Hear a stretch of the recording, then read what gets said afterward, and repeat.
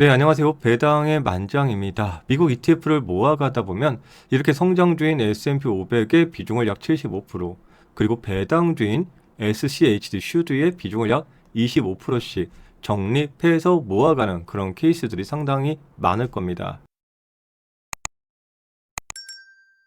그리고 이제 약 15년 지난 2040년경 은퇴를 준비하면서 이렇게 높은 성장주의 비중을 줄이고, 그리고 낮았던 배당주의 비중을 높이면서 현금 흐름 창출에 조금 더 집중하는 케이스가 있을 겁니다.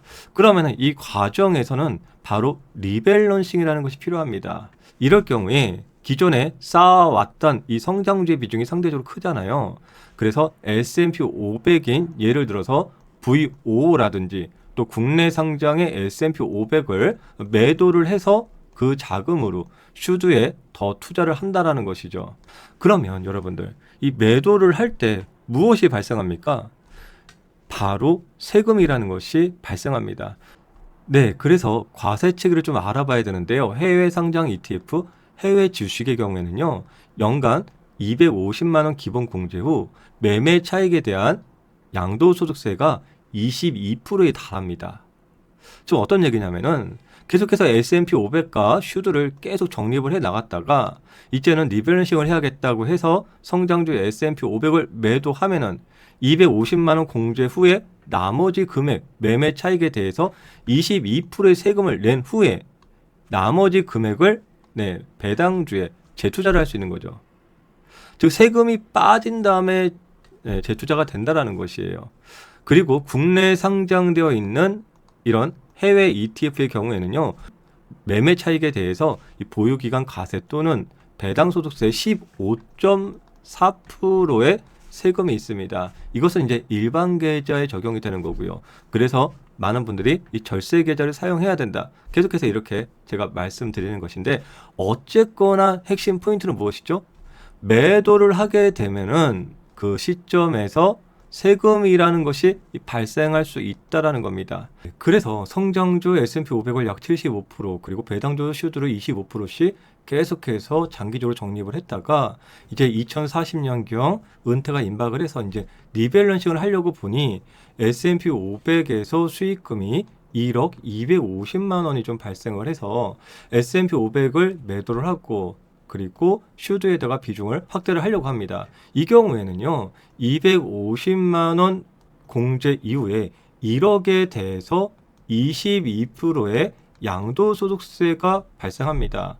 그래서 실제적으로 재투자하는 금액은 약 8천만 원 정도밖에 안 될 수 있다는 거예요. 이유가 무엇이죠? 매매 차익으로 인한 세금이 발생하기 때문이죠. 네, 그래서 그러한 수익금이 온전하게 재투자가 되지 못하는 경우들이 발생할 수 있기 때문에 이 복리 효과가 감소될 수가 있다는 것입니다. 그런데 이번에 11월 11일 빼빼로데이 날 신규 상장하는 종목이 두 개가 있는데요.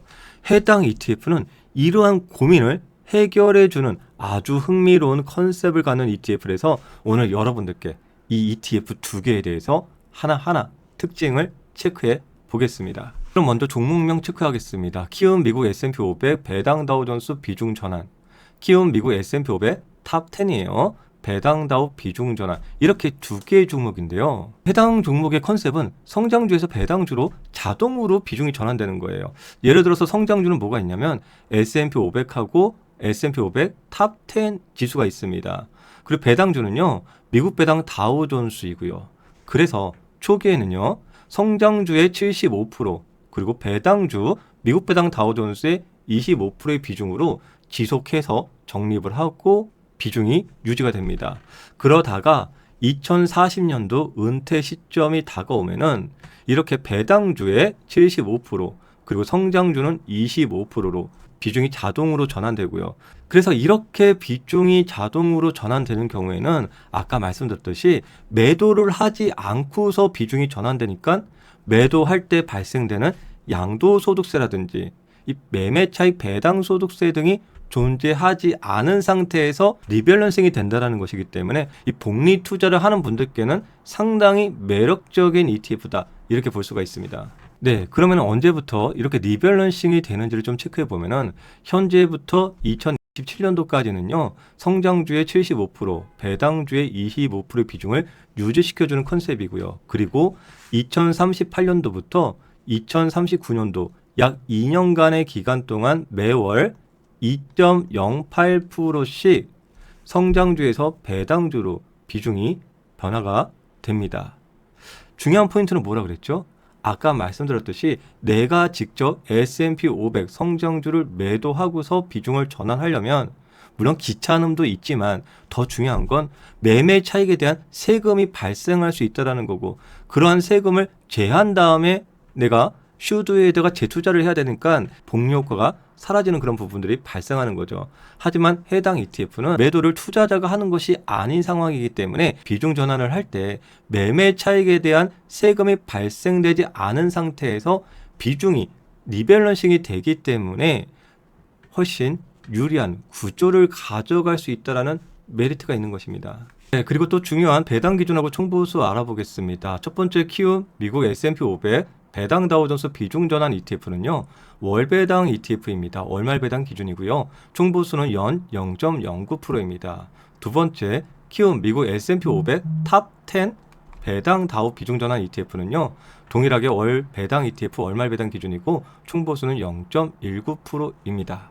네, 배당의 만정 정리하겠습니다. 먼저 적립기에는요, 성장주 75%, 또 배당주 25% 이런 식으로 적립을 해 나가는데, 예를 들어서 S&P 500에 75, 슈드에 25, 또는 S&P 500 탑 10에 75, 또는 슈드에 25. 그런데 세월이 갈수록 인출 전략을 펴야 됩니다. 그래서 성장주 비중은 25% 줄여주고 배당주 비중은 75%로 전환을 하려면은 일반적으로 투자자가 S&P 500이나 S&P 500 탑 10을 매도를 해야 돼요. 그리고 매도한 자금으로 배당주인 슈드에 재투자를 해줘야 되는데, 매도할 때 발생되는 이 매매 차익에 대한 세금이 있다는 거죠. 그래서 세금을 제하고서 재투자가 되는 것이기 때문에 복리 효과가 줄어드는 것이겠죠. 그래서 조금 전에 말씀드렸던 이 해당 ETF는요, 투자자가 직접 성장주에서 배당주로 비중을 확대하려고 매도를 하지 않아도 되기 때문에 세금 면에서 상당히 유리한 ETF다라고 볼 수 있습니다. S&P 500 지수를 장기 적립 투자하고자 하시는 분들, 그리고 은퇴 시점에는 또 슈드 같은 배당주로 좀 자동 전환해서 현금 흐름을 만들고 싶어 하시는 분들, 또 엔비디아, 애플, 알파벳 등 미국 초우량주 10개를 장기 적립 투자하면서 또 은퇴 시점에는 슈드 같은 배당주로 또 전환해서 현금 흐름을 만들고 싶어 하시는 분들께는 이 두 개 ETF가 상당히 관심이 갈 수 있습니다. 네, 이번 주 생방송 안내드리겠습니다. 11월 9일 일요일 저녁 7시 공개 생방송입니다. 첫 번째, 미국이 하락 시 어떻게 대응을 할 것이냐. 그리고 두 번째는요, IS 계좌에 매월 50만 원씩 모아갈 수 있는 그런 ETF들. 세 번째, 11월 11일 상장 예정 종목. 그리고 네 번째, 오프라인 세미나 안내를 일요일 날 공지해 드리겠습니다. 네, 그리고 월배당 ETF 무료 자료, 그리고 정리시 복리 계산기 시트는요, 유튜브 고정 댓글 자료 링크를 확인하시면 되겠습니다. 항상 여러분들의 이 장우연을 응원드리는 배당의 만장이었습니다.